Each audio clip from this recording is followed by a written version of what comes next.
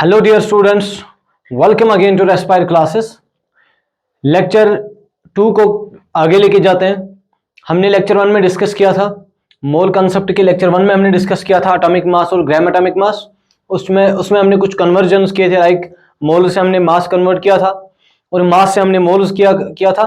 तो इसी के बेसिस पे कुछ और क्वेश्चंस आज डिस्कस करेंगे और आगे बढ़ेंगे। तो पहले क्वेश्चन से स्टार्ट करते हैं। क्वेश्चन में लिखा है find the mass of given substance. 2 mole CH4 का मास पूछ रहा है, 5 मोल H2SO4 का।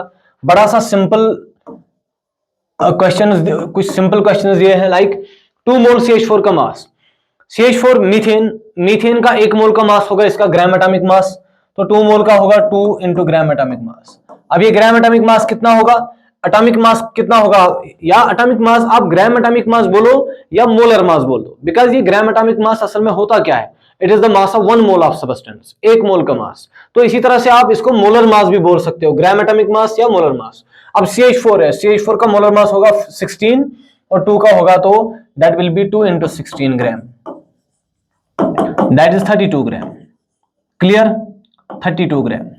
नेक्स्ट 5 मोल H2SO4, 1 मोल का मास कितना होगा, 1 मोल का मास होगा 98, 5 मोल का होगा 5 इंटू 98, दैट इज 5 8 40, 5 9 45 और that will B 49 gram, 490 gram. Okay, तो चलिए 2 मोल ऑक्सीजन का मास पूछ रहा है O2 का। तो मास असल में होता क्या है, अब हम यहां से ये कंक्लूजन भी कर सकते हैं कि जो हम मास लिख रहे हैं that is equal to mass is equal to number of moles into gram atomic mass. यहां पे हम ये नोट पॉइंट भी लगा सकते हैं कि ये जो मास है, mass of any substance that is equal to number of moles into इसका gram atomic mass. Because number of moles अपने पास दिया था, तो हमने नंबर ऑफ मोल्स के साथ मल्टीपल कर लगा दिया ग्राम atomic mass, that is total mass. So total mass is gram, that is mass is equal two moles, that is 2 into इसका ग्राम एटॉमिक मास। ऑक्सीजन का है तो 32 ग्राम होगा, दैट विल बी 64 ग्राम।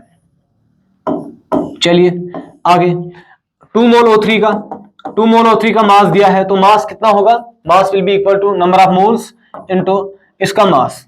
ये होगा 3 इंटू 16, दैट इज 48, तो 96 ग्राम। ठीक है, इस वाले पार्ट का आंसर 2 मोल ऑक्सीजन एटम। 2 मोल ऑक्सीजन एटम, ऑक्सीजन एटम मतलब अगर मैं बोलूंगा 1 मोल ऑक्सीजन एटम, तो उसमें 6.023 into 10 power 23 number of oxygen atoms होंगे। और अगर मैं बोल रहा हूं 1 मोल O3, उसमें होंगे 6.023 into 10 power 23 number of O3 molecules. इसी तरह से 2 मोल ऑक्सीजन एटम, तो इसका मास जो होगा number of moles 2 into oxygen atom की बात हो रही है तो 16, and that will be equal to 32 gram. यहां कुछ बेसिक, ये तो बेसिक क्वेश्चंस थे, लेकिन इन बेसिक क्वेश्चंस के होते ही हम कुछ अच्छे अच्छे पॉइंट्स इसमें से देखेंगे। बताना क्या चाहता है, कहीं कहीं पे बुक्स में जो लिखा होगा, लाइक समटाइम्स जो टर्मिनोलॉजी यूज होगी वो ऐसा होगा, कहीं पे लिखा होगा 1 ग्राम, या ऐसा लिखा होगा 1 मोल ऑक्सीजन एटम, 1 मोल ऑक्सीजन एटम। इसको कभी कभी बुक्स में लिखा जाता है 1 gram atom oxygen, 1 gram atom oxygen. 1 gram atom oxygen कभी कभी 1 मोल ऑक्सीजन एटम के लिए भी यूज होता है। जैसे या अगर मेरे पास लिखा होगा 1 मोल, इसी तरह से 1 मोल O2, 1 मोल O2 को कहीं लिखा जाएगा 1 gram molecule O2, 1 gram molecule of O2 या 1 ग्राम मॉलिक्यूल O2। तो ये टर्मिनोलॉजी कभी कभी बुक्स में इस टाइप की भी टर्मिनोलॉजी यूज हुई होती है, जो कभी कभी यूज होता है। यानी कि अगर 1 मोल ऑक्सीजन एटम दिया है, 1 मोल ऑक्सीजन एटम जो है वो बराबर उसके लिए कभी कभी वर्ड यूज होता है 1 ग्राम एटम ऑक्सीजन, या इसी तरह से 1 ग्राम मॉलिक्यूल O2। ठीक है, ओके, तो these are just terminologies that can be used in spite of writing it as 1 mole of oxygen atom. अच्छा, और एक पॉइंट जो है वो यहां पे मैं ऐड कर रहा हूं फिलहाल के लिए, एज ऑफ नाउ। हमने अब तक जो कन्वर्जन किए वो हमने, पहली बात हमने अगर मोल्स को अगर हम देखेंगे मास में, और साथ ही साथ में हम नंबर ऑफ एटम्स में चेक करेंगे। देखिए इन तीनों में जो रिलेशनशिप हमने किया, मोल से हमने मास किया, बिल्कुल ये वाला स्टेप हो गया। मास से हमने मोल्स किया, मास से मोल्स भी इससे वाले पहले वाले क्वेश्चन में लेक्चर 1 में हमने किया। मोल्स से हमने नंबर ऑफ एटम्स देख लिए। अच्छा, एटम्स से मोल्स वो हमें अभी चेक करेंगे। नंबर ऑफ एटम्स अगर दिया है या नंबर ऑफ मॉलिक्यूल्स दिया है, तो नंबर ऑफ पार्टिकल्स दिया है, तो उससे हम नंबर ऑफ मोल्स कैसे करेंगे। तो मास से नंबर ऑफ एटम्स और एटम से नंबर ऑफ मास। इससे हमने मास से तो हमने पहले मोल्स किए थे, मोल से हमने एटम किया, मतलब ये है कि हमने मास से एटम भी किया, और अब एटम से हम मास करेंगे। तो फिलहाल के लिए 6 टाइप के प्रॉब्लम्स जो हमें मिलेंगे वो होगा या मोल से मास या मास से मोल्स, वो दोनों स्टेप हो गए। दूसरी बात, मोल से एटम, एटम से मोल्स, मोल से तो नंबर ऑफ एटम्स किया, अब एटम से मोल्स करना बाकी रह गया। तीसरी बात, मोल से एटम्स, मास से एटम्स, वो वाला स्टेप हो गया, अब एटम से मास कैलकुलेट करना है। ठीक है, तो इस पर्टिकुलर प्रॉब्लम के लिए हम क्या करेंगे, पहली बात हम एटम से मोल्स अगर चेक करना होगा, जैसे कि हमारे पास क्वेश्चन लिखा है अपने पास एक जनरल, अगर मैं लिखूंगा 1 मोल, मैंने लिखा 1 मोल, तो 1 मोल में कितने एटम्स होते हैं, Na एटम्स। क्लियर, 1 मोल में Na नंबर ऑफ एटम्स होते हैं। इसी तरह से मैंने सपोज लिखा 2 मोल, 2 मोल के अंदर कितना होगा, 2 Na एटम्स होंगे। आप एटम्स कहो या अगर आपको 1 मोल के अंदर मॉलिक्यूल्स चेक करना होगा तो वो भी Na मॉलिक्यूल्स होगा। 1 मोल के अंदर पार्टिकल्स चेक करना होगा तो 1 मोल के अंदर Na पार्टिकल्स होंगे, सेम। तो यहां से 2 मोल के अंदर 2 Na एटम्स या 2 Na मॉलिक्यूल्स या 2 Na particle, depending upon the question, जो भी क्वेश्चन हमसे डेटा पूछ रहा है। अब मेरे को करना क्या है, करना है नंबर ऑफ मोल्स। अगर आपके पास नंबर ऑफ मोल्स, अगर आपके पास नंबर ऑफ एटम्स या नंबर ऑफ मॉलिक्यूल्स दिया है और उससे आपको नंबर ऑफ मोल्स पता करना है, तो नंबर ऑफ मोल्स को हम कैसे लिख सकते हैं। जैसे आपने देखा 1 मोल के अंदर Na नंबर ऑफ एटम्स, तो नंबर ऑफ मोल्स की कैसे पता करेंगे हम। जैसे मैंने लिखा यहां पे 1 मोल के अंदर Na एटम, 2 मोल के अंदर 2 Na, 10 मोल के अंदर 10 Na एटम्स होंगे। तो number of atom, number of moles अगर मुझे चेक करना होगा, ये तो मुझे पहले से इस इंफॉर्मेशन से तो हमें ये लगेगा कि हमारे पास 2 मोल दिया है, मोल्स का डेटा दिया है और उससे हम नंबर ऑफ एटम्स पता कर रहे हैं। लेकिन अगर नंबर ऑफ एटम्स दिए हैं, उससे मोल्स पता करना होगा, तो नंबर ऑफ मोल्स में कैसे लिख सकता हूं, ये होगा नंबर ऑफ एटम्स, या मैं लिख सकता हूं नंबर ऑफ मॉलिक्यूल्स। आप चाहिए पार्टिकल्स लिख दीजिए, डिपेंड करेगा क्वेश्चन पे जो डेटा गिवन होगा, जिसके बेसिस पे हम कुछ क्वेश्चंस करेंगे। डिवाइड करूंगा मैं Na से। तो बिकॉज यहां पे अगर 1 मोल के अंदर Na, 2 मोल के अंदर 2 Na, 10 मोल के अंदर 10 Na, तो नंबर ऑफ मोल्स किसके बराबर आएंगे, टोटल नंबर ऑफ एटम कितने हैं, तो डिवाइड बाय हर 1 मोल के अंदर कितने नंबर ऑफ एटम्स होते हैं, that is Na number of atoms. तो इससे हमें नंबर ऑफ मोल्स मिलेगा। फॉर एग्जांपल आपके पास क्वेश्चन दिया है calculate number of moles, question ऐसा दिया है calculate number of moles, calculate number of moles in 10 molecules of suppose carbon dioxide, 10 molecules of carbon dioxide. अब नंबर ऑफ मोल्स करने हैं तो कैसे करेंगे, number of moles will be equal to 10, divide करूंगा मैं Na से। अगर इस क्वेश्चन को रिवर्स में करते हैं, रिवर्स में करने का मतलब हमसे 10 मॉलिक्यूल्स पूछ रहा है, 10 मॉलिक्यूल्स, नंबर ऑफ मॉलिक्यूल्स, तो इसको हम रिलेट कर सकते हैं नंबर ऑफ मोल्स से भी। क्लियर, इधर मल्टीपल लगा के, जैसे हमारे पास क्वेश्चन है, क्वेश्चन लिखे यहाँ पे find mass of substance. Okay, find mass of substance, इन सारे क्वेश्चंस में हमें मास ऑफ सबस्टेंस पता करना है। क्वेश्चन नंबर 1, देखिए मैंने आपको एक पॉइंट अभी लेक्चर 1 में अभी बताया था, that always convert the given data first into number of moles, उसके बाद आप आगे क्वेश्चन के अकॉर्डिंग करो। नंबर ऑफ मास करना है, पहली बात मैं हमेशा, जैसे भी मेरे पास स्मॉल कॉन्सेप्ट का पूरे चैप्टर के अंदर कोई भी डेटा गिवन होगा, पहले मैं उसको नंबर ऑफ मोल्स में कैलकुलेट करूंगा, उसके बाद आगे लेके जाएंगे। तो बताइए नंबर ऑफ मोल्स किसके बराबर होगा, नंबर ऑफ मोल्स बराबर होगा, दैट विल बी इक्वल, देखिए Na मॉलिक्यूल्स, 2 Na मॉलिक्यूल्स दिया है, तो नंबर ऑफ मॉलिक्यूल्स दिया है कितना, 2 Na, डिवाइड करूंगा मैं किससे, Na से, तो नंबर ऑफ मोल्स कितने आ गए, 2 आ गए। जरूरी बात है कि नंबर ऑफ मोल्स जो आने चाहिए वो 2 ही आने चाहिए, बिकॉज 2 Na मॉलिक्यूल्स का मतलब 2 मोल्स हुआ, बिकॉज Na का मतलब 1 मोल, तो 2 Na का मतलब 2 मोल है, तो नंबर ऑफ मोल्स आ गए। एक बार नंबर ऑफ मोल्स पता चला, अब इससे हम मास आराम से पता कर सकते हैं, तो इससे हम इसको हम आगे लेके जा सकते हैं। मास is equal two moles into gram atomic मास, और वो किसके बराबर होगा, 2 इंटू ग्राम एटॉमिक मास किसका, कार्बन डाइऑक्साइड का, और वो कितना होता है 44। And answer is 88 gram. Answer is 88 ग्राम। मतलब 2 Na मॉलिक्यूल्स कहो या 2 मोल्स कहो, बात समझना मेरी। 2 Na मॉलिक्यूल्स कहिए आप कार्बन डाइऑक्साइड के, या इसके बदले में आप यूज कर सकते हो 2 मोल्स। कार्बन डाइऑक्साइड के 2 मोल का मास 88 ग्राम, बिकॉज इसका 1 मोल का मास 44 ग्राम होता है। नेक्स्ट देखिए 0.5 Na मॉलिक्यूल्स ऑफ H2S। तो इसमें आप पहले नंबर ऑफ मोल्स चेक कीजिए। Always convert given data first into moles. Moles कीजिए आप, तो मोल्स में नंबर ऑफ एटम्स कितने लिखे या molecules, that is 0.5 Na। Divide करूंगा मैं Na से, तो आंसर आ जाएगा 0.5 मोल। आधा मोल, आधे मोल का मास कितना होगा देखते हैं। मास हमेशा बराबर होता है मोल्स इनटू ग्राम एटॉमिक मास। तो मोल्स कितने हैं, मोल्स है आधा इनटू ग्राम एटॉमिक मास। देखिए सल्फर का है दैट इज 16 और 32 डबल हो जाएगा 32 प्लस इसका 2 है, इसका 2 प्लस 32 दैट इज 34। तो 34 इंटू 0.5 दैट इज 17 ग्राम। आधे मोल का H2S के आधे मोल का मास 17 ग्राम होगा, बिकॉज H2S के 1 मोल का मास 34 होगा। क्लियर। चलिए नेक्स्ट क्वेश्चन। 3.5 मॉलिक्यूल्स, ये थर्ड पॉइंट है। 5 molecules of carbon dioxide in grams, grams में पता करना है, ये भी ग्राम्स में ही हम कर रहे थे। तो नंबर ऑफ मोल्स किसके बराबर होगा, that will be equal to, molecules अभी 5 Na नहीं है, 5 है, खाली 5 है, तो हमारे पास कोई फर्क नहीं पड़ेगा 5 है या 5 Na। तो मैं करूंगा खाली 5 divide by Na।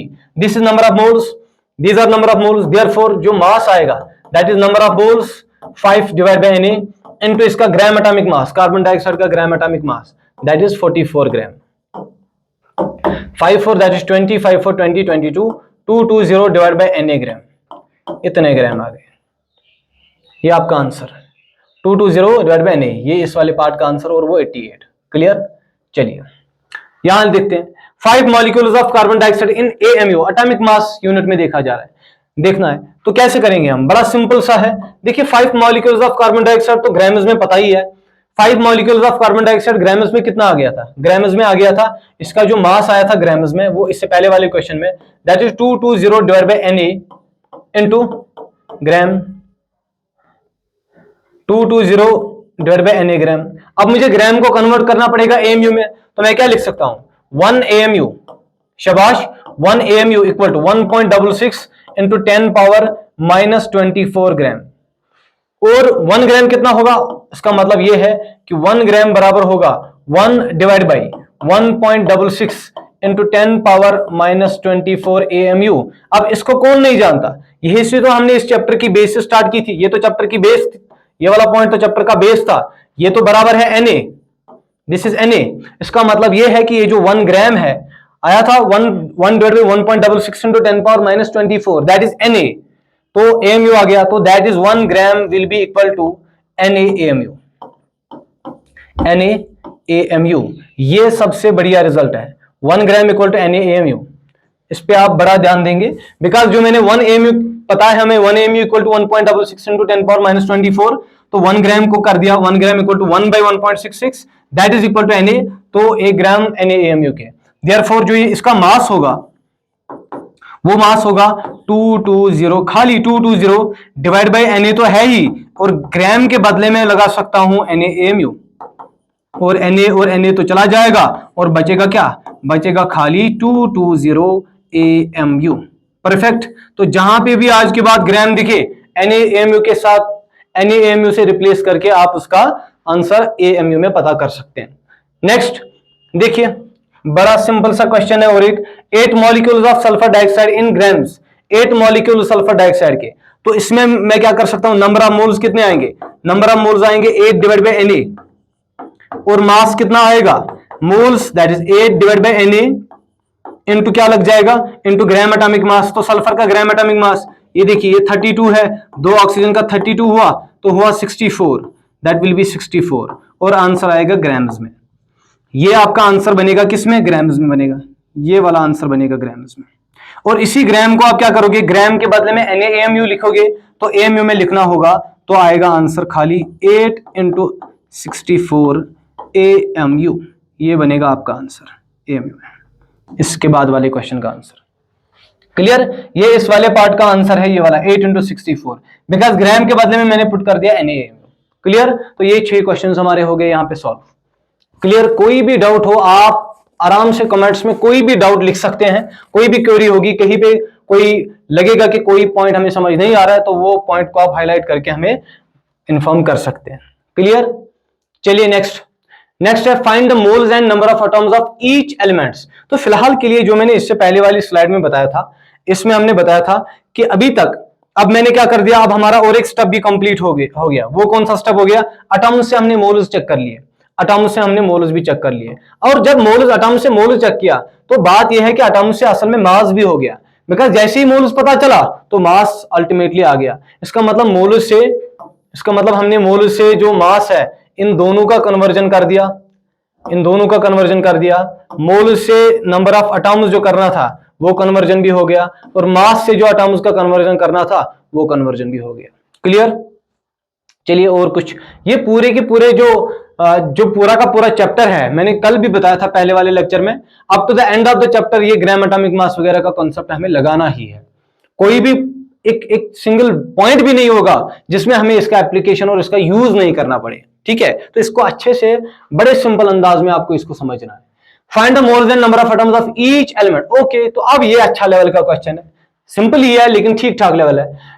Find the moles and number of atoms of each element. हर एक एलिमेंट का करना है, नंबर ऑफ मोल्स भी करने हैं। लाइक ये बताया जाएगा आपको कि अगर ग्लूकोज है, ग्लूकोज में C6H12O6 है, कार्बन 6 है, उसके आपको कार्बन के मोल्स, एक तो ग्लूकोज के मोल्स पता ही करेंगे हम, उसके अंदर जो कार्बन है, हाइड्रोजन है और ऑक्सीजन है, उसके मोल्स और उसके एटम्स भी पता करने हैं। तो पहली बात मैं ये ऐसे इसको सॉल्व करूंगा, समझिए आप। 68 gram of H2S, always convert given data first into moles. भाई ये तावीज है, इस तावीज को आपने बार बार रटना है। पहले कन्वर्ट करो आप, जो भी गिवन डेटा है उसको आप कन्वर्ट करेंगे किसमें? मोल्स में, उसके बाद मोल्स से आगे। अच्छा, 68 gram of H2S, 68 gram of H2S में पहले आप नंबर ऑफ मोल्स करेंगे, लेकिन किसके? Moles of H2S। पहले मैं मोल्स ऑफ H2S करूंगा तो कितना आ जाएगा? 68 gram divide by gram atomic mass. Gram atomic mass H2S का कितना आया था? 34 आया था, 34 ग्राम। तो 34 को 2 से तो that will be equal to, तो नंबर ऑफ मोल्स जो भी आ गए वो 2 मोल्स आ गए। क्लियर? ये मोल्स किसके आ गए? यानी कि H2S के 2 मोल्स आ गए। अब H2S के अंदर हमें चेक क्या करना है? H2S के अंदर हमें चेक करना है कि हाइड्रोजन के कितने मोल्स होंगे, सल्फर के कितने मोल्स होंगे। पहली बात तो हमने H2S के मोल्स चेक कर लिए। अब H2S के अंदर हाइड्रोजन के कितने मोल्स होंगे, बिकॉज ये बोल रहा है कि ऑफ ईच एलिमेंट, हर एक सिंगल एलिमेंट के बारे में हमें आइडिया होना चाहिए। तो मैं देखूंगा कि जो H2S है, इस H2S में एक तो हाइड्रोजन है और दूसरा सल्फर, यही दो तो है इसके कंपोनेंट्स जिनसे बना है। तो अगर मैं मोल्स चेक करूंगा, आप बताइए H2S के कितने मोल्स बन रहे? 2 मोल बन रहे। हर एक सिंगल मोल के अंदर, हर एक H2S मॉलिक्यूल के अंदर, एक सिंगल H2S मॉलिक्यूल के अंदर हमारे पास 2 हाइड्रोजन एटम है। अब बताइए अगर 1 मोल H2S है तो उसके अंदर 2 मोल H2 होगा। अब 2 मोल है तो इसके अंदर 4 मोल H2 होगा। फिर से रिपीट कर रहा हूं मैं, H2S के मोल्स अपने पास 2 आ गए। अब मैं अगर बोल रहा हूं कि 1 मोल, या अब मैं सिंपल बोल रहा हूं, 1 मॉलिक्यूल ऑफ H2S, H2S के एक मॉलिक्यूल के अंदर 2 हाइड्रोजन एटम है, 2 हाइड्रोजन एटम है और 1 सल्फर एटम है। एक मॉलिक्यूल H2S के अंदर 2 हाइड्रोजन एटम और 1 सल्फर एटम है। तो अगर मैं लिखूंगा 1 मोल मॉलिक्यूल H2S के अंदर, पहली बात तो इसके अंदर Avogadro number of H2S molecules होंगे, बिकॉज मैं लिख रहा हूं 1 मोल मॉलिक्यूल ऑफ H2S। एक मोल मॉलिक्यूल का मतलब है कि इस 1 मोल के अंदर H2S के 6.023 इंटू 10^23 नंबर ऑफ एटम्स है। तो इसके अंदर कितने होंगे? वो होंगे 2 मोल हाइड्रोजन एटम, 2 मोल हाइड्रोजन एटम होंगे, और क्या होगा? और 1 मोल सल्फर एटम होगा, 1 मोल सल्फर एटम होगा। क्योंकि अगर एक मॉलिक्यूल के अंदर इतना है, 2 हाइड्रोजन एटम है और 1 सल्फर एटम है, तो 1 मोल मॉलिक्यूल के अंदर इतने हैं, तो 2 मोल मॉलिक्यूल के अंदर कितने होंगे? 2 मोल मॉलिक्यूल के अंदर कितना होगा? 2 मोल मॉलिक्यूल के अंदर होगा, अगर एक के अंदर 2 तो 2 के अंदर कितने होंगे? 4 मोल हाइड्रोजन एटम होंगे, 4 मोल हाइड्रोजन एटम होंगे और 2 मोल सल्फर एटम होंगे, बिकॉज हर एक मोल के अंदर, हर एक मॉलिक्यूल के अंदर एक सल्फर, एक मोल मॉलिक्यूल के अंदर एक मोल सल्फर एटम, एक मोल मॉलिक्यूल H2S के अंदर एक मोल सल्फर एटम, तो 2 मोल मॉलिक्यूल H2S के अंदर 2 मोल सल्फर एटम होंगे। क्लियर? तो इसी कॉन्सेप्ट को हम यहां पे यूज करेंगे, ये आप लिख लीजिए तब तक। तो मोल्स कितने हैं? मोल्स है, देखिए एक मोल के अंदर तो H के 2 है, तो 2 मोल के अंदर कितने होंगे? तो इसके अंदर 2 मोल, एक के अंदर 2 तो 2 के अंदर 2 इंटू 2 दैट इज 4 मोल्स होंगे। और इसके अंदर कितना होगा? 2 इंटू हर मोल के अंदर 1 तो 2 मोल होंगे सल्फर के।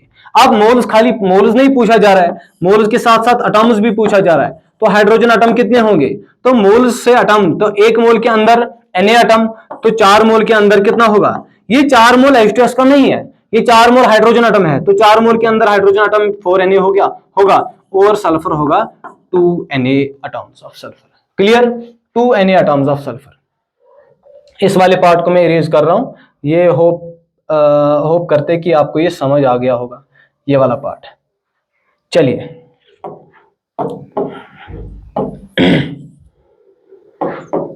चलिए नेक्स्ट पार्ट पे आते हैं।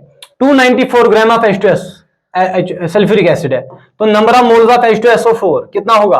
294 डिवाइड करूंगा इसका gram atomic mass that is 98, तो 93 27 83 24, तो 3 मोल्स आ गए, 3 मोल्स आ गए किसके? H2SO4 के। अब हर एक मॉलिक्यूल, हर एक H2SO4 मॉलिक्यूल के अंदर 2 हाइड्रोजन एटम, हर एक मॉलिक्यूल सल्फर के अंदर 1 सल्फर एटम, हर एक मॉलिक्यूल H2SO4 के अंदर 4 ऑक्सीजन एटम। तो ये जो H2SO4 बना है, ये बना है हाइड्रोजन का, सल्फर का और ऑक्सीजन एटम का। चलिए चेक करते हैं नंबर ऑफ मोल्स और नंबर ऑफ एटम्स। तो नंबर ऑफ मोल्स किसके बराबर आएगा? 1 मोल के अंदर 2, तो 3 मोल के अंदर कितना होगा? 3 इंटू 2। ओके, हाँ बिल्कुल सही है। नंबर ऑफ मोल्स 3 है, तो हर मोल के अंदर 2 हाइड्रोजन एटम, हर मोल के अंदर 2 मोल हाइड्रोजन एटम, ये number of moles of hydrogen atom होगा। हर एक सल्फर मॉलिक्यूल के अंदर 1 सल्फर एटम, तो 3 मोल के अंदर 3 मोल सल्फर एटम होगा, 3 मोल, 3 इंटू 1 दैट इज 3, और ये 3 इंटू 4 दैट इज 12। ये 12 क्या है? 12 मोल ऑक्सीजन एटम है ये, 3 mole sulphur atom, 6 mole that will be equal to 6 mole hydrogen atom.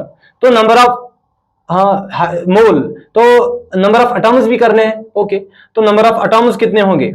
अब 1 मोल के अंदर Na, तो 6 मोल के अंदर 6Na, यहां 3Na होगा और यहां होगा 12Na answer. This will be the answer of this question. Clear? आगे चलते हैं, इसको देख लीजिए, ये अच्छा है। ग्लूकोज जो है, ग्लूकोज के अंदर क्या होगा?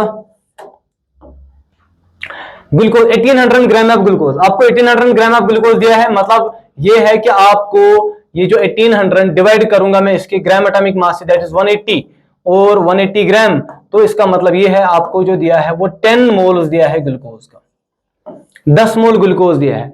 जबकि 1 मोल ग्लूकोज के अंदर 6 मोल कार्बन एटम होंगे, 1 मोल ग्लूकोज के अंदर 12 मोल, आप लैंग्वेज को समझने की कोशिश कीजिए, 1 मोल ग्लूकोज के अंदर 6 मोल कार्बन एटम, एक मॉलिक्यूल ग्लूकोज के अंदर 6 एटम किसके?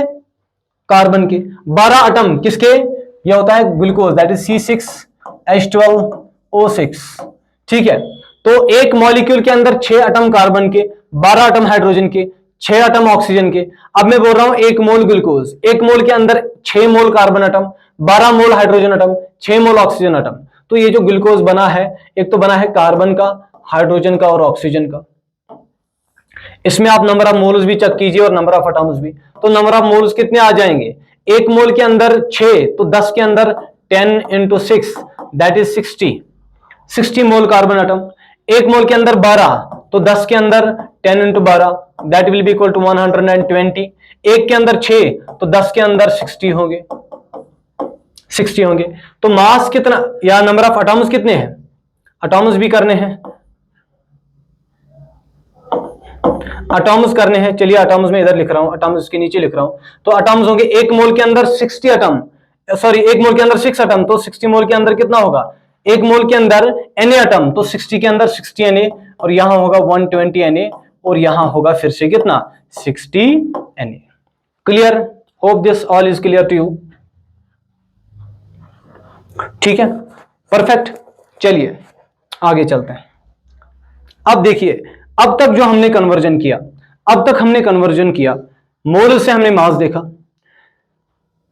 मास से हमने मोल्स वापस देखा, मोल्स से हमने नंबर ऑफ एटम्स देखे, नंबर ऑफ एटम्स से हमने मोल्स देखा, मास से हमने नंबर ऑफ एटम्स चेक किया, नंबर ऑफ एटम्स से हमने मास चेक किया। अब एक सबसे इंपॉर्टेंट वाला पॉइंट जो है, हम नंबर ऑफ मोल्स से हम वॉल्यूम फाइंड आउट कर सकते हैं, या अगर वॉल्यूम दिया है उससे आप number of moles find out कर सकते हैं। उसके लिए हमारे पास कुछ जानी पहचानी इक्वेशन होती है, जिस इक्वेशन को आप नाम देते हैं आइडियल गैस इक्वेशन। तो उसी आइडियल गैस इक्वेशन को हम यूज करके ये कन्वर्जन करेंगे, जहां से हम नंबर ऑफ मोल्स दिए होंगे उससे आप वॉल्यूम फाइंड आउट कर सकते हैं। लेकिन इसके लिए एक इंटरेस्टिंग सा पहले आपको कुछ स्टोरी सुननी होगी इसके लिए। तो वो स्टोरी क्या है समझिए। पहली बात हम पढ़ने वाले condition conversion of moles to volume. इसके लिए जो इंपॉर्टेंट कंडीशन है ना बच्चे, वो कंडीशन ऐसा है कि ये condition for gases only, for gases only. ये कंडीशन ये है कि ये खाली गैसेस के लिए लगता है। क्लियर? अब क्यों लगता है गैसेस के लिए, उधर हम नहीं जाएंगे, वो बाकी चैप्टर्स में हम पढ़ेंगे कि कुछ किस किस कॉन्सेप्ट को यूज करके हम ये वाला पैरामीटर फाइंड आउट कर सकते हैं। लेकिन फिलहाल एज ऑफ नाउ ये गैसेस के लिए अप्लाई होता है। तो इसके लिए हम एक इक्वेशन यूज करेंगे, P V equal to NRT. पहली बात, what is P? P is pressure of gas, P is volume of gas, N is amount, N is amount. अब मैं इसको अमाउंट क्यों बोल रहा हूं, जबकि आप इसको नंबर ऑफ मोल्स से जानते हैं, ये बिल्कुल नंबर ऑफ मोल्स ही है। लेकिन अब तक जो कन्वर्जन हमने की है, जैसे आपको नंबर ऑफ मोल्स पता चला तो अल्टीमेटली आपको मास भी पता चल रहा है। नंबर ऑफ मोल्स से पता होने के बाद आपको number of atoms, number of particles, number of molecules पता कर चलते हैं, या मास, टोटल मास पता चलता है।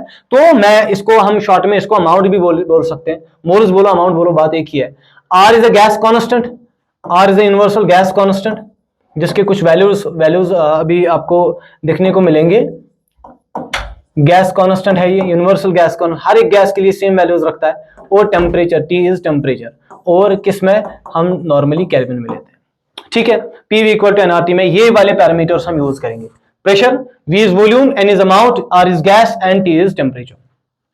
ओके, तो इस बेसिस पे, इस कन्वर्जन के लिए हमें पहले कुछ कन्वर्जन पता होने चाहिए प्रेशर के, कुछ कन्वर्जन, इंपॉर्टेंट कन्वर्जन पता होने चाहिए वॉल्यूम के, कुछ कन्वर्जन पता होने चाहिए टेम्परेचर के। तब जाके, बिकॉज जो एग्जामिनर है, कल वाले लेक्चर में बोला मैंने कि एग्जामिनर का कोई भरोसा नहीं होता, वो कोई भी कन्वर्जन, कोई भी यूनिट दे देता है। उसकी वजह से एक का यूनिट चेंज कर दिया तो सारे के सारे, लाइक प्रेशर के काफी यूनिट्स है, इसके हर एक यूनिट पे वॉल्यूम का हर एक अलग अलग यूनिट आएगा। आर को हम डिफरेंट वैल्यूज में पुट करना पड़ेगा। टेम्परेचर को तो हम हमेशा केल्विन में ही ले लेते हैं। तो चलिए हम स्टार्ट करते हैं टेम्परेचर से। टेम्परेचर जो है ना, अपना पहला कन्वर्जन हम चेक करेंगे टेम्परेचर के क्या क्या कन्वर्जन हो सकते हैं। इसी के बाद volume, pressure, number of moles और ये जो है आर, इनको यूज करेंगे। टेम्परेचर देखिए, हमें पता है कि टेम्परेचर इन केल्विन वो बराबर होता है temperature in degree centigrade Celsius plus 273, absolute temperature जिसे आप कहते हैं। Temperature in Kelvin equal to temperature in degree plus 273। जैसे आपको पूछा जाएगा, असल में 273.15 वगैरह होता है, तो नॉर्मली हम 273 ले लेते हैं। तो सपोज आपके पास एग्जांपल, आपके पास 10 डिग्री है, 10 डिग्री सेल्सियस, तो आपने इसको कन्वर्ट करना है, टेम्परेचर इन केल्विन कन्वर्ट करना है। तो आप क्या लिखेंगे, 10 प्लस 273, क्योंकि जो आपका डिग्री सेल्सियस में था उसको 273 से ऐड करना है एब्सोल्यूट टेम्परेचर से, that will be equal to 283 Kelvin. इसी तरह से आपको मेनली जो इस चैप्टर में दिखने को मिलेगा, टेम्परेचर कुछ इस तरह से दिया होगा। मान लीजिए टेम्परेचर दिया है, सपोज 27 डिग्री सेल्सियस दिया है, 127 दिया है, तो टेम्परेचर इन केल्विन को करने के लिए ये 27 प्लस 273 करके आपको आंसर जो मिलेगा 300। मेनली 27, 127, इस तरह के टेम्परेचर आपको इस चैप्टर में देखने को मिलेंगे। कुछ क्वेश्चंस अभी करते हैं इस पे, वहां से आपको आइडिया मिलेगा कि किस किस टेम्परेचर का कौन कौन सा वैल्यू ज्यादा ये यूज करता है एग्जामिनर। क्लियर? तो ये टेम्परेचर का कन्वर्जन हमने पहला कन्वर्जन देखा, पहला कन्वर्जन। दूसरा कन्वर्जन, अब दूसरा कन्वर्जन हम वॉल्यूम का चेक कर लेते हैं। वॉल्यूम का कौन कौन सा कन्वर्जन है? ओके, वॉल्यूम का कौन कौन सा कन्वर्जन है? वॉल्यूम दूसरा, second one is volume. Volume के कन्वर्जन चेक करते हैं। वॉल्यूम में हमारे पास, देखिए, हमारे पास वॉल्यूम के कुछ इंपॉर्टेंट कन्वर्जन है, लाइक पहली बात, अगर मैंने लिखा, सपोज मैंने लिखा 1 litre, 1 litre, 1 litre, 1 litre volume जो है वो बराबर होता है 1 litre, that is 1000 ml, 1000 ml। 1 litre जो नॉर्मली घर में होता है, ठीक है, 1 लीटर कंटेनर, तो वो बराबर होता है 1000 मिलीलीटर का। और ये 1 मिलीलीटर किसके बराबर होता है? ये जो 1 मिलीलीटर है, 1 millilitre, that is equal to 1 centimetre cube, जिसे आप 1 सीसी भी लिखते हैं। सीसी मतलब cubic centimetre, cubic centimetre. Clear? तो अगर मैं लिख रहा हूं कि 1 लीटर 1000 ml के बराबर, 1 ml किसके बराबर? 1 सेंटीमीटर। ये असल में ये 1 सेंटीमीटर होता क्या है? आप एक कंटेनर को ऐसे समझिए, इसका लेंथ 1 सेंटीमीटर, ब्रेड 1 सेंटीमीटर और हाइट भी 1 सेंटीमीटर, काफी छोटा सा यूनिट है। लेंथ भी 1 सेंटीमीटर, ब्रेड भी 1 सेंटीमीटर और हाइट भी 1 सेंटीमीटर। उसके बाद आप उसमें अमाउंट भर रहे हो, तो उसका जो वॉल्यूम होगा that will be equal to 1 millilitre और 1 सेंटीमीटर क्यूब, 1 सीसी लिखते हैं शॉर्ट में, क्यूबिक सेंटीमीटर। अब आप जानते हैं कि ये जो, इसी तरह से हमारे पास और एक इंपॉर्टेंट कन्वर्जन होता है। जैसे हमारे घर में जो सिंटेक्स होती है, जो ऊपर टैंक लगी होती है जिसके अंदर पानी होता है, वो भी होता है 1 मीटर क्यूब का, 1000 लीटर के बराबर। मेनली तो 500, 1000, 2000 वाली टैंक्स भी आती है। जो एवरेज में हम टैंक यूज करते हैं घर में, सिंटेक्स, जो पानी स्टोर करने का जो काम करती है, दैट इज 1000। एवरेज में तो हम 1000 वाला यूज करते हैं। 1000 ml, 1000 लीटर जो है ना, वो असल में होता है 1 मीटर क्यूब। 1 मीटर क्यूब के अंदर होते हैं 1000 लीटर्स। मीटर क्यूब कितना होता है? मीटर क्यूब मतलब आप ऐसे इमेजिन करिए कि अगर आपके पास, आप ऐसे इमेजिन करिए अगर आपके पास एक क्यूब है, अगर आपके पास एक क्यूब है जिस क्यूब का लेंथ 1 मीटर, ब्रेड्थ 1 मीटर और हाइट भी 1 मीटर। जैसे आपके पास ऐसा कोई कंटेनर है जिसका लेंथ भी कितना, 1 मीटर लेंथ भी, इसका ब्रेड्थ भी कितना, 1 मीटर, और इसका हाइट भी कितना है, 1 मीटर। इस टैंक को हम बता सकते हैं शॉर्ट में कि ये 1 मीटर क्यूब टैंक है, और इसके अंदर वॉल्यूम जो आप पानी जो भर रहे हो घर में, वो बराबर होता है 1000 लीटर के। दैट मींस ये 1000 लीटर जो होता है that is equal to 1 metre cube, that is equal to what, 1 metre cube. तो अब 1000 लीटर, अब लीटर की जगह आप ml भी लगा सकते हैं, या आप इसको ऐसे लिख सकते हैं 10 पावर 3 लीटर। तो लीटर की जगह आप लगा दो सेंटीमीटर, लीटर की जगह आप 100 ml लगा दो, तो ये बन जाएगा 1000 ml लगा दो, तो that will be equal to 10 power 3 into 1 litre के बराबर, that will be 10 power 3 millilitre, और that will be equal to 1 metre cube will be equal to 10 power 6 millilitre, और दैट कैन बी 10 मिलीलीटर किसके बराबर खुद होता है, 1 क्यूबिक सेंटीमीटर, और we can write it as 10 CC, 10 cubic centimetre. Clear? हाँ, तो 1 मीटर क्यूब जैसे आपने देखा that is equal to 10 power 3 litre, 3 litre. इसको मैं ऐसे भी लिख सकता हूं 1 litre equal to 10 power -3 metre cube. Clear? ये भी बिकॉज मुझे पता है कि क्वेश्चंस में हमें थोड़ा सा ये भी, इसका भी थोड़ा कॉन्सेप्ट लगेगा। 1 मीटर को पहले मैंने लिखा 10 पावर 3 लीटर, इसका मतलब 1 litre equal to 10 power -3 litre. Clear है? Is it clear? शाबाश। तो ये वॉल्यूम के कुछ कन्वर्जन है जो हमें यूज करने पड़ेंगे। और एक कन्वर्जन, अब कौन सा, टेम्परेचर का हो गया, वॉल्यूम का हो गया, अब प्रेशर की बात है, थर्ड वाला, प्रेशर की बात। तो प्रेशर को हम कैसे, किस किस यूनिट में लिखते हैं? देखिए, प्रेशर के काफी सारे यूनिट्स हैं। जैसे प्रेशर का है, इसका एटमॉस्फेयर भी है, प्रेशर का यूनिट पास्कल भी है, प्रेशर जो कि ऐसा यूनिट है पास्कल। प्रेशर का यूनिट टॉर भी है, प्रेशर का यूनिट हम मिलीमीटर ऑफ मर्क्यूरी स्केल भी लिखते हैं, और प्रेशर का यूनिट बार भी है। ठीक है, ये सारे के सारे यूनिट्स प्रेशर के हैं। तो जैसे प्रेशर का यूनिट पहला मैंने कन्वर्जन किया 1 एटीएम, 1 एटीएम बराबर होता है 1.01325 इंटू 10 पावर 5 पास्कल। पास्कल एक ऐसा यूनिट होता है, ये पास्कल खुद भी, ये पास्कल क्या होता है, देखिए क्वेश्चन में आपको इस तरह से दिया होगा, मतलब तकरीबन मैं ये बोल सकता हूं, almost I can say that 1 ATM is almost equal to 10 power 5 pascal, 10 power 5 pascal. Because ये वाला पॉइंट को मैं 1.013, इस पॉइंट को थोड़ा सा नेग्लेक्ट करके 1.01325, तो ओवरऑल ये जो 1 एटीएम है तकरीबन 10 पावर 5 के बराबर होगा, 10 पावर 5 पास्कल।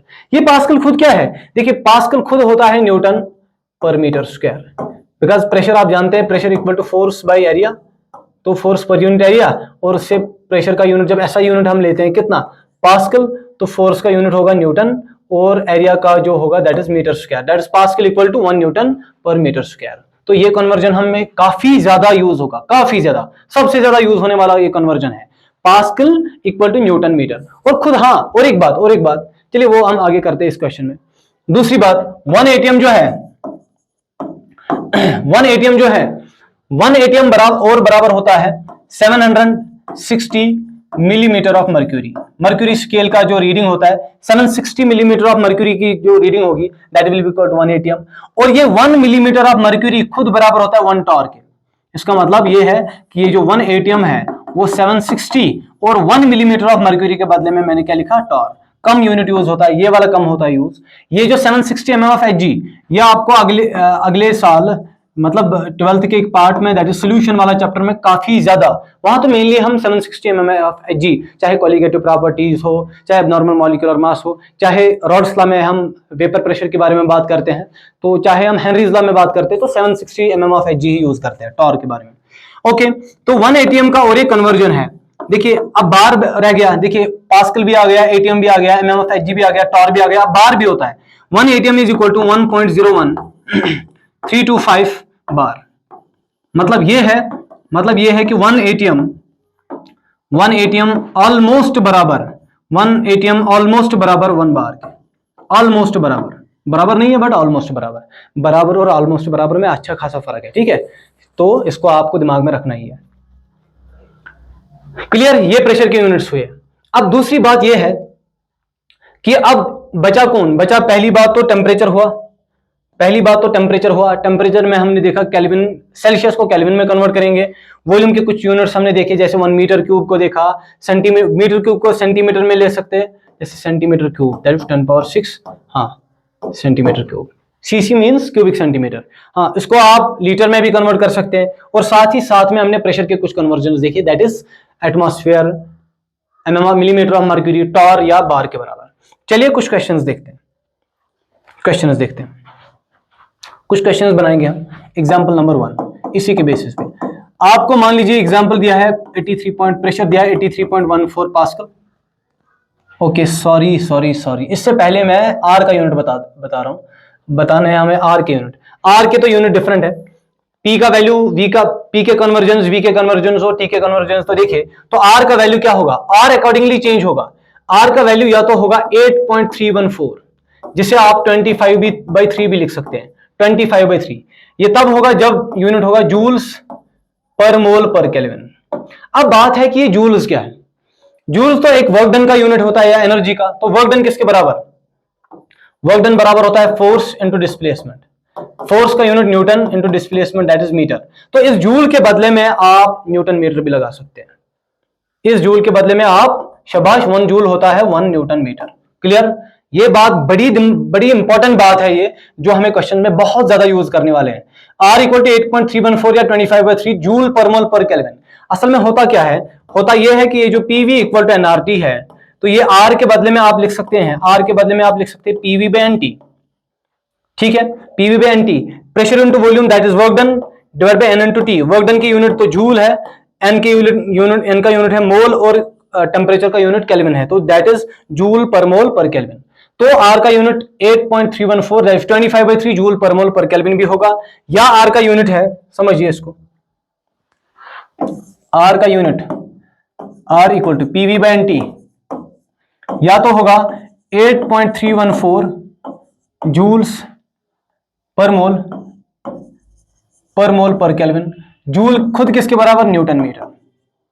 ओके, या आर का और एक यूनिट है दैट इज इक्वल टू, देखिए अगर प्रेशर फॉर एग्जांपल एटीएम में लिया गया है तो वॉल्यूम लीटर में है, तो उस वक्त यूनिट बनेगा, ऊपर बनेगा यूनिट लीटर एटमॉस्फेयर पर मोल, नीचे नंबर ऑफ मोल्स के लिए मोल और केल्विन के लिए। तो इसको पढ़ते कैसे, लीटर एटीएम पर मोल पर केल्विन, लीटर एटमॉस्फेयर पर मोल पर केल्विन, और उसका यूनिट उस वक्त होता है 0.0821। और दूसरी बात यह है कि अगर जूल के बदले में कहीं कैलोरीज लिखा हो तो 1.987 calories, almost equal to 2 calories per mole पर केल्विन। ये ज्यादा थर्मो में यूज होता है, थर्मोकेमिस्ट्री में, लेकिन फिलहाल के लिए एज ऑफ नाउ हमारे पास जो दो पैरामीटर्स हम यूज करेंगे वो ये होंगे।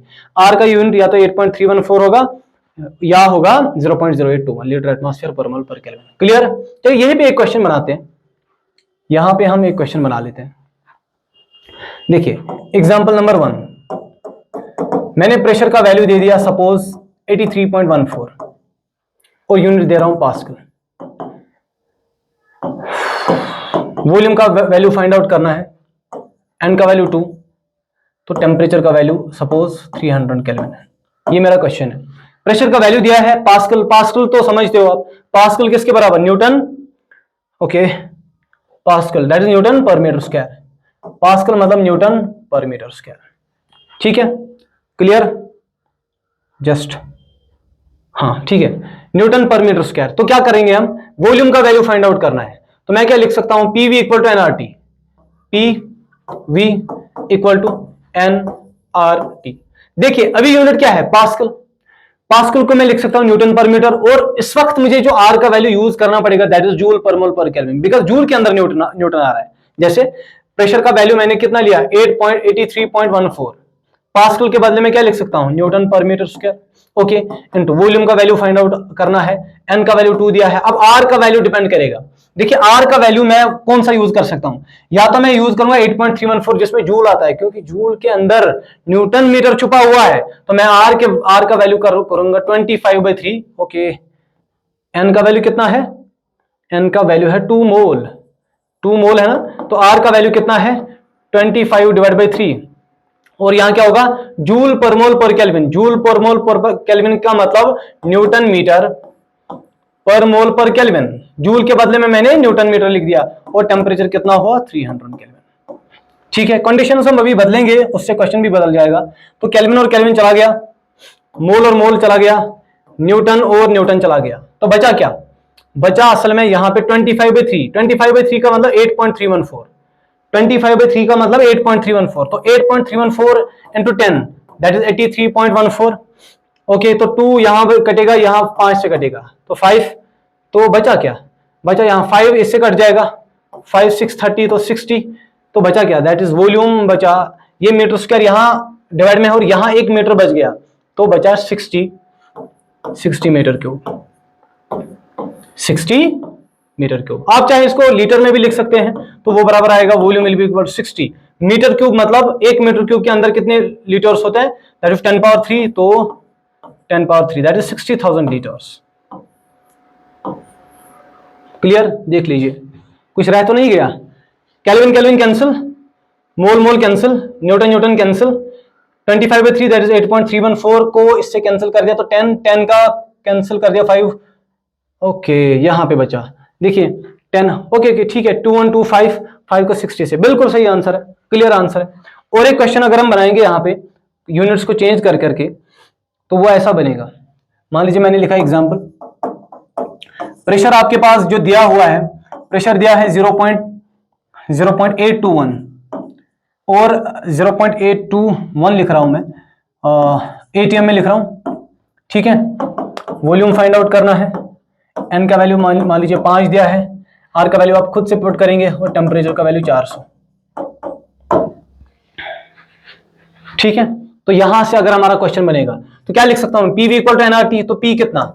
0.821, लेकिन कौन सा?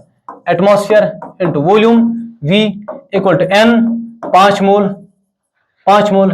आर का वैल्यू क्या पुट करोगे? देखिए अभी वो प्रेशर जो है वो किस में आ रहा है? एटीएम में, तो आर का मैं कौन सा वैल्यू यूज करूंगा? जब एटीएम में था तो 0.0821 यूज करूंगा, आर दैट इज 0.0821, कौन सा? लीटर एटमॉस्फेयर, शाबाश, पर मोल पर केल्विन, और टेम्परेचर का वैल्यू 400 केल्विन।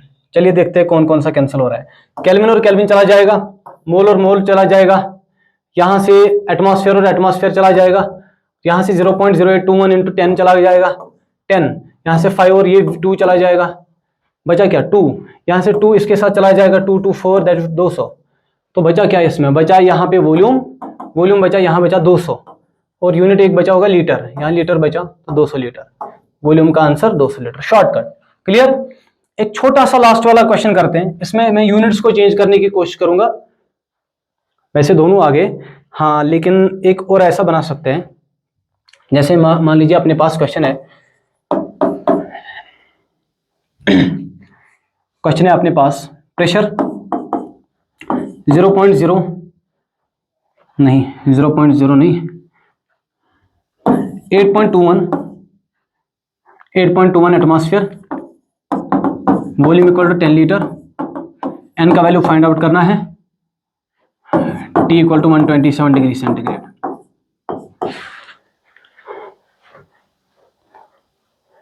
हाँ ठीक है, चलिए इस तरह से भी एक अच्छा सा क्वेश्चन बनेगा।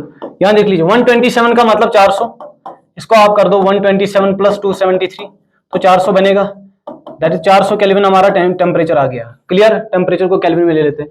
तो प्रेशर का वैल्यू कितना है, प्रेशर का value 8.21 atmosphere into volume 10 litre equal to N का वैल्यू फाइंड आउट करना है, इक्वल टू इंटू आर का वैल्यू कितना है।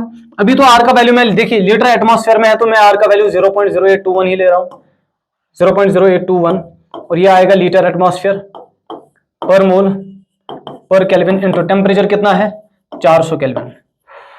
यहां देख लीजिए कौन कौन सा कैंसिल हो जाएगा, केल्विन और केल्विन होगा, लीटर एटमॉस्फेयर यहां से लीटर एटमॉस्फेयर कैंसिल, 0.0821 तो 0.0821 को इससे 100 से मल्टीपल करना पड़ेगा तब जाके बनेगा 8.18। हाँ बिल्कुल 100 से करना पड़ेगा मल्टीपल, तो यहाँ 100 वंस 100 4 से हो जाएगा, और 10 भी बच रहा है, 10 1 10, ओके, तो ये 10 बचा, यहाँ वहाँ 4 बचा, तो ये n का वैल्यू कितना आया, n का वैल्यू आया, देखिए मोल बचना चाहिए, यहाँ से मोल बच रहा है तो यहाँ से 10 आ गया, वो डिवाइड हो जाएगा 4, 10 डिवाइड बाई 4 और आ गया इतना मोल, दैट इज 2.5 मोल।